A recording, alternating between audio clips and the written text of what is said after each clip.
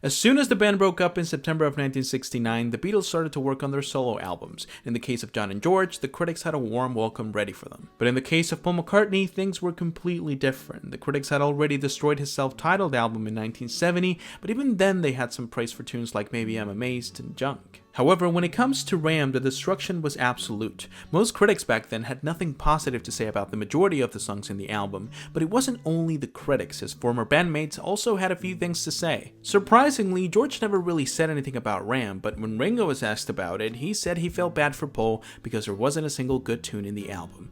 Damn. John was a little more reasonable, actually. He said really good things about the song Uncle Albert, but when talking about the rest of the album, most of his opinions were negative, especially the track Too Many People. Since the lyrics had little pieces of criticism towards Lennon's political activism, actually, John was so angry about it that he went on to write How Do You Sleep, the first known diss track in the history of music. Those weeks was right when they said you was there.